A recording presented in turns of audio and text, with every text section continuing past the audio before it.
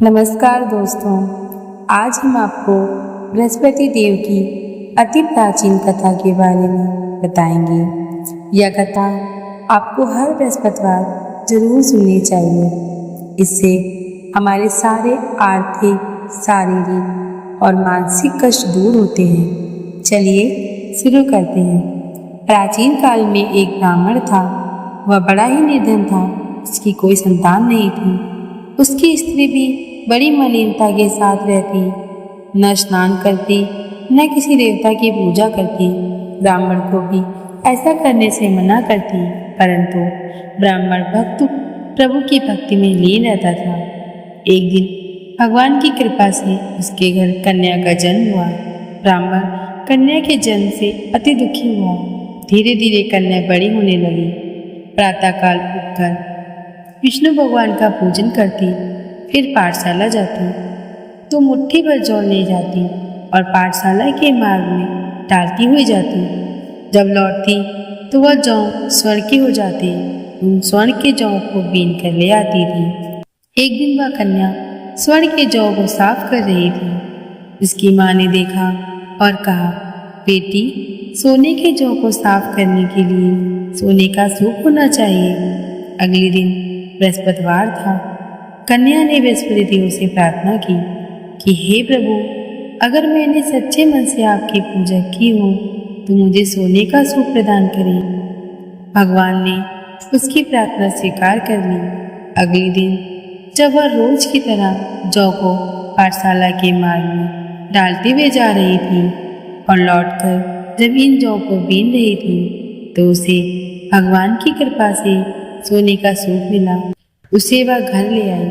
एक दिन वह सोने के सूप में सोने के जौ को साफ कर रही थी। उसी समय वहां उस नगर का राजकुमार आया, जो उसके रूप और काल को देखकर मोहित हो गया। घर जाकर उसने सभी बात राजा से कही। राजा ने मंत्री को बुलाकर ब्राह्मण से कन्या की विवाह की बात की। ब्राह्मण तैयार हो गया। धूमधाम से कन्या का विवाह राजकुमार के साथ हुआ। कन्या के घर से जाते ही घर में गरीबी का निवास हो गया। एक बार 7 दिन बिना भोजन के व्यतीत होने पर दुखी ब्राह्मण अपनी पुत्री के पास गया और सभी हाल कहा। पुत्री ने बहुत सारा धन देकर पिता को विदा किया, जिससे ब्राह्मण का कुछ समय तो सुखपूर्वक व्यतीत हुआ। उसके बाद फिर भूखे मरने की हालात हुई।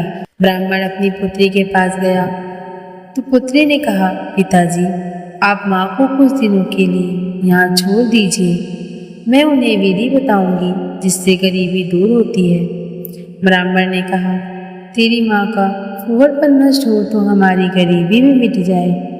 फिर कुछ सोचकर ब्राह्मण अपनी पत्नी को पुत्री के पास छोड़ आया।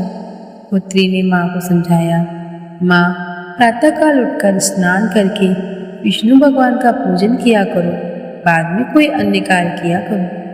परंतु उसकी माँ ने एक बात न मानी। प्रातःकाल उठकर सर्वप्रथम अपनी पुत्री के बच्चों का जूठन खाया, जिससे उसकी बेटी को बहुत गुस्सा आया।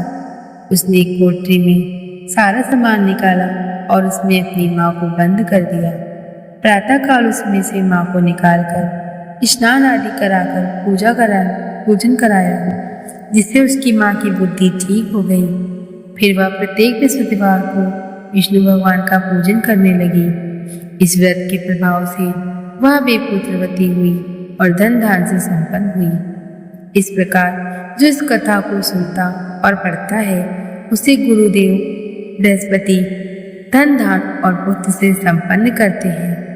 तो बोलो बृहस्पति भगवान की जय, गुरु भगवान की जय। अगर आपको यह कथा अच्छी लगी हो तो लाइक, शेयर और सब्सक्राइब जरूर करें। धन्यवाद।